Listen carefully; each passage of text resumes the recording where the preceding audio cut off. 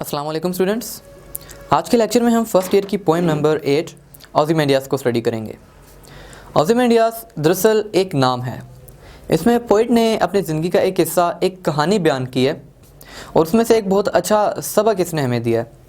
पहले एक बार पोएम को पढ़ लेते हैं, फिर इसमें जो लेसन है उसको डिस्कस करेंगे। आई मेट अ ट्रैवलर, मैं मिला एक मुसाफिर से, फ्रॉम एन एंटीक लैंड, एक कदीम बस्ती के। मतलब मैं एक ऐसे मुसाफिर से मिला जो कि किसी कदीम बस्ती से आ रहा था। हु सेड, जिसने कहा। अब उस ट्रैवलर ने इसको आगे सारी कहानी बताई है। Two vast and trunkless legs of stone, दो बहुत बड़ी और बेधड़ पत्थर की टांगें। स्टैंड इन द डेजर्ट, खड़ी हैं सहरा में। Near them on the sand, उनके करीब रेत पर। हाफ संक, आधा धसा हुआ। अ शैटर्ड विसेज लाइज, एक टूटा फूटा चेहरा पड़ा हुआ है। हुज फ्राउन, जिसके तेवर, मतलब उस पर बहुत से तेवर वाजिया हैं कि बहुत ही ऐसे गरूर नज़र आ रहा है चेहरे पे। एंड रिंकल्ड लिप, और झुर्रियों वाले होंठ। एंड स्नीयर ऑफ कोल्ड कमांड, और एक नफरत भरी जालिमाना हुक्म देने वाला अंदाज। स्नीयर होता है नफरत, कोल्ड से मुराद होता है, वैसे तो कोल्ड ठंडा होता है लेकिन कोल्ड से मुराद खुद गर्ज चीज़ ली जाती है। तो अगर कह रहा है कोल्ड कमांड, इसका मतलब है कोई एक ऐसा हुक्म जो कि बहुत ही खुद गर्ज किस्म का है, बहुत ही जालिमाना है। यहाँ तक वो कहता है कि वो किसी मुसाफिर से मिला है जो कि कदीम बस्तियों की सैर कर रहा था। तो बताता है कि किसी कदीम बस्ती में ही था, कोई सहरा जैसी जगह थी। तब वहाँ पर सहरा के अंदर उसने देखा कि दो बहुत बड़ी बड़ी टांगें पड़ी हुई थी और उनका धड़ नहीं था, उनके टांगों के ऊपर वाला कोई हिस्सा नहीं था। सिर्फ और सिर्फ दो टांगें थी जो कि रेत के ऊपर पड़ी हुई थी एक जगह पे, बड़ी बड़ी। और उनके करीब ही एक चेहरा था, एक विजेज, एक चेहरा पड़ा हुआ था, वो भी आधा रेत के अंदर धंसा हुआ था। और कहता वो जो चेहरा टूटा हुआ रेत के अंदर पड़ा हुआ है, आधा धंसा हुआ है, उसके भी चेहरे पर बहुत तेवर थे जो कि देखने वाले थे, कि उसके आईब्रो से पता चल रहा था जैसे बड़ा गुरूर है इसमें। थोड़ा पुराना था तो उसके चेहरों पर उसके होंठों पर कुछ झुर्रियाँ सी भी पड़ी हुई थी और लग रहा था चेहरा देख के कि जैसे बड़ा गुस्से वाले अंदाज में कोई हुक्म देने वाला उसका अंदाज होता है। बहुत ही जालिम इंसान था वो। इस तरह के तासुर उसके चेहरे से वाज़िया हो रहे थे। Tell that its sculptor well those passions read, कि उसके जो मुजस्मा साज है, स्कल्प्टर कहते हैं मुजस्मा साज को, वो मुजस्मा बनाने वाला।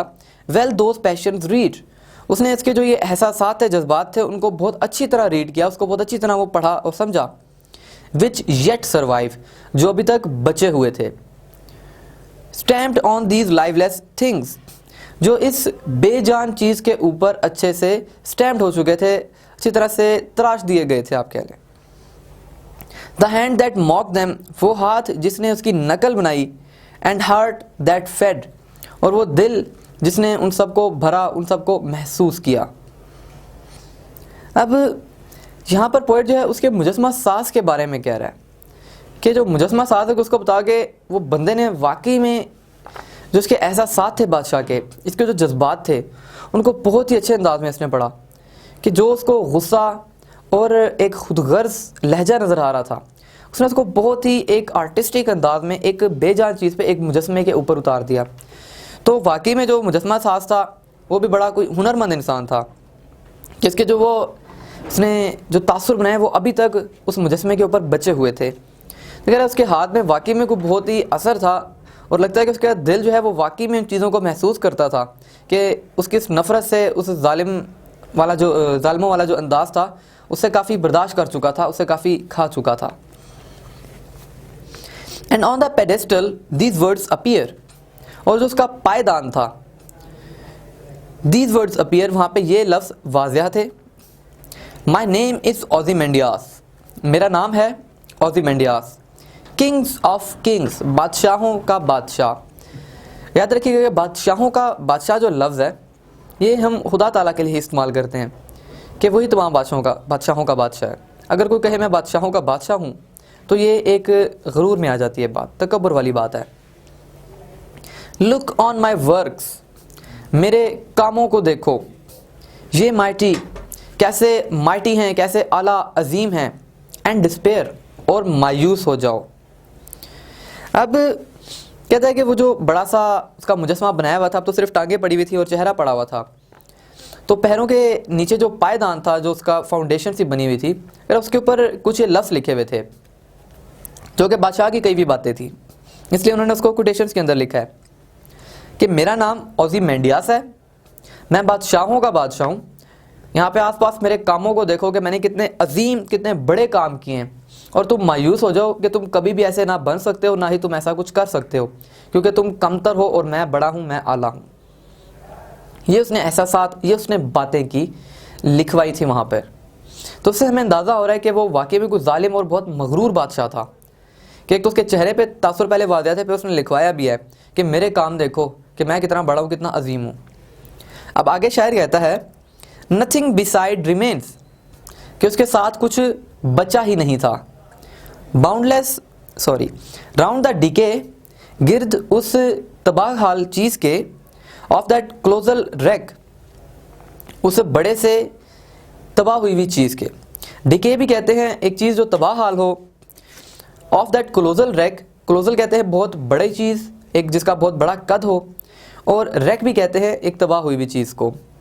कह रहा है उस बड़ी सी तबाह हुई हुई चीज़ की, जो कि टूटी फूटी बेकार अब लग रही थी चीज़, उसके गिर्द, उसके राउंड, बाउंडलेस, कभी ना ख़त्म होने वाली, बहुत बड़ी, वसी, एंड बेयर, और बंजर, द लोन, अकेले, एंड लेवल सैंड्स, और बराबर रेत, स्ट्रेच फार अवे, फैली हुई है दूर दूर तक। कह रहा है नथिंग बिसाइड रिमेन, उसके साथ कुछ नहीं पड़ा हुआ, round the DK of that colossal rack, उस बड़ी सी तबाह हुई हुई चीज़ के गिर्द और कुछ भी नहीं पड़ा हुआ। बाउंडलेस एंड बेयर, कि वहाँ पर सारी की सारी कभी ना ख़त्म होने वाली और एक बंजर सी ज़मीन है, बहुत ही वसी एरिया में फैली हुई है, वहाँ पर कुछ नहीं है, और वो अकेला है, द लोन, अकेला है वो, the end level stands stretch far away, और वहाँ पर सिर्फ वो एक बराबर सी रेत है जो कि बहुत दूर तक फैली हुई है। अब उसने तो बात कर दी कि जी मेरे कामों को देखो, मैं कितना अजीम हूँ, और तुम मायूस हो जाओ कि तुम छोटे हो, तुम कमतर हो। एक बहुत ही मगरूर बात थी। तो अब शायर कहता है कि जैसा उसको ट्रैवलर ने बताया कि उसके इर्द गिर्द कोई चीज़ पड़ी ही नहीं थी, वो एक अकेली टूटी फूटी सी, टूटा फूटा एक मुजस्मा था बड़ा सा, उसका सर नीचे पड़ा हुआ, आधा रेत में धंसा हुआ, सिर्फ टांगें पड़ी हुई हैं, और उसके इर्द गिर्द दूर दूर तक सिर्फ और सिर्फ रेत ही है, और वो रेत भी जहाँ तक नज़र जाती है वहाँ तक रेत ही रेत है, सारी बंजर ज़मीन है, वहाँ पर कोई तरक्की वाली चीज़ नज़र नहीं आ रही, सारा कुछ ही बंजर, सारा कुछ बेकार और ख़ाली चीज़ें हैं, और वो वहाँ पर एक अकेला सिर्फ मुजस्मा पड़ा हुआ है। इसमें सबक ये मिलता है कि जब उसने सारा कुछ करवाया होगा तब तो शायद उसने बड़ी चीज़ें बनवाई होंगी, और वो बड़ा ताकतवर बादशाह होगा शायद किसी ज़माने में, लेकिन पॉइंट ये, गुरूर एक बहुत ख़तरनाक चीज़ है। हर चीज़ फ़ानी है दुनिया में, no matter how strong you are, आप जितने मर्जी ताकतवर हैं, आप जितने मर्जी समझदार हैं, जितने मर्जी अक्लमंद हैं, चाहे आप जितनी मर्जी साइंस में तरक्की कर लें, बात यह है कि आप फ़ानी हैं, आप इंसान हैं और आप कमज़ोर हैं। जो गुरूर है वो इंसान के बस की चीज़ नहीं है। गुरूर एक अल्लाह ताला की सिफ़त है कि सिर्फ खुदा ही कर सकता है गुरूर, कि उसने इस दुनिया को, उसने इस इंसान को बनाया। अगर हम कुछ बना भी लेते हैं तो वो अकल और वो हाथ भी हमारे खुदा के ही बनाए हुए हैं। जब इंसान को खुदा की तरफ से कुछ ताकत मिलती है तो वो औकात से बाहर हो जाता है, गुरूर में आ जाता है, और तब वो इस तरह की गलतियाँ करता है, लेकिन ये कि फिर उसको सबक भी उसका मिल जाता है। अब बेशक वो इतना मर्जी ताकतवर था और उसने वहाँ पे लिख तो दिया कि जी मैं बड़ा ताकतवर हूँ और मेरे कामों को देखो, और बड़ा उसने गुरूर वाले अंदाज में, और जिस पर बाकी उसका बकायदा गुस्सा और जुल्म नज़र आ रहा उसके चेहरे पे, वो तो उसने बनवा लिया एक बड़ा सा मुजस्मा, ताकि जो उसका मुजस्मा है वो ज़रा अमर रहे, सारी दुनिया देखेगी। लेकिन उसके मुजस्मे के साथ उसकी कोई चीज़ बची नहीं, उसका अपना मुजस्मा भी टूट गया, वो ख़ुद भी पता नहीं किधर है, और उसके आसपास कोई तरक्की वाला काम नहीं है, कोई अच्छी चीज़ नहीं थी। उसका वही मुजस्मा अकेला रेत में पड़ा हुआ है पता नहीं कब से, और आसपास सिर्फ बंजर ज़मीन ही है, जहाँ तक नज़र जाती है वहाँ पर सिर्फ ज़मीन ही ज़मीन है, एक बंजर सी ज़मीन, वो भी बराबर सी रेत है और कुछ भी नहीं है।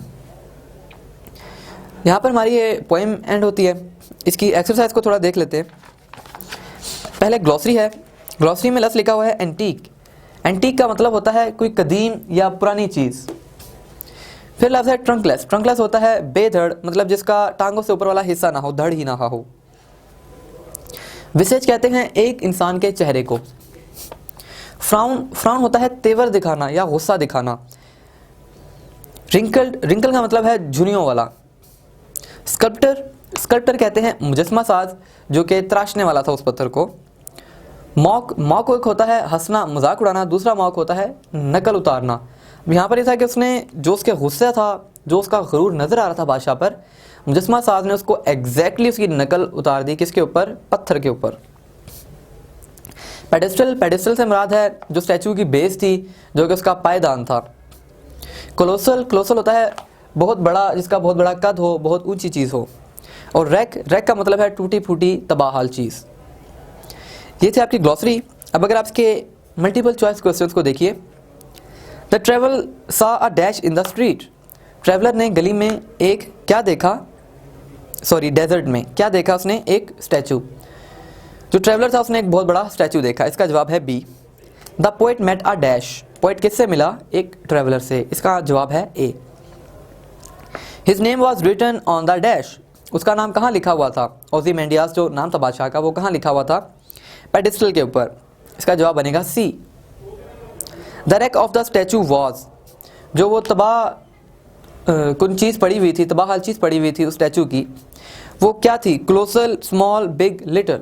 हम लफ्ज़ इस्तेमाल करेंगे क्लोसल, यानी कि बहुत बड़ा, एक को कामत, कद कामत वाला, और इमेंस या ह्यूज। ये थे आपके मल्टीपल चॉइस क्वेश्चन। अब इसके एक बार क्वेश्चन आंसर्स देख लीजिए। पहला है पोएम की समरी दें। या आपने हर पोएम की लाजमी, फेडरल बोर्ड के स्टूडेंट्स ने हर पोएम की समरी लाजमी याद करनी है, उसको समझ के करना है, ताकि आपके क्वेश्चन आंसर्स इजीली आप कवर कर सकें। क्वेश्चन 6 है what kind of feelings does the poem create in readers mind. Reader के माइंड में किस किस्म की फीलिंग्स क्रिएट की गई हैं? जब हम पढ़ते हैं तो हमें अंदाज़ा होता है कि एक इंसान चाहे जितना मर्जी ताकतवर हो, आज वो जितना मर्जी जालिम बन ले, जितनी मर्जी तरक्की वाली चीज़ें बना ले, वो कमज़ोर है और वो फ़ानी है। हर चीज़ को एक ज़वाल है। Everything will end, nothing is forever. फिर क्वेश्चन जो लास्ट है इसका, what did the traveller see in the desert. सहरा के अंदर ट्रैवलर ने क्या देखा?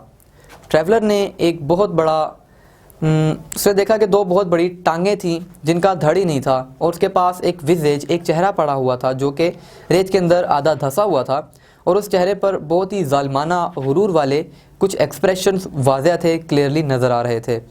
और जो वो ट्रंक था उसके नीचे एक पेडेस्टल था जिस पर कुछ बादशाह के बारे में बातें लिखी हुई थी, बादशाह का पैगाम लिखा हुआ था।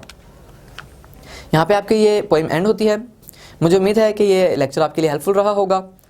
अब ये कि आपने एक बार इस चैप्टर की, इस पोइम की रीडिंग लाजमी करनी है, किसी भी ग्रामर की या की बुक से लेके। इससे आपके कॉन्सेप्ट्स क्लियर हो जाएंगे। और एक बार आप राइटिंग प्रैक्टिस लाजमी कीजिएगा लिख के, उसके बाद आप नेक्स्ट पोइम की तरफ जाइएगा। इस लेक्चर के लिए इतना ही। Thank you. अल्लाह हाफिज़।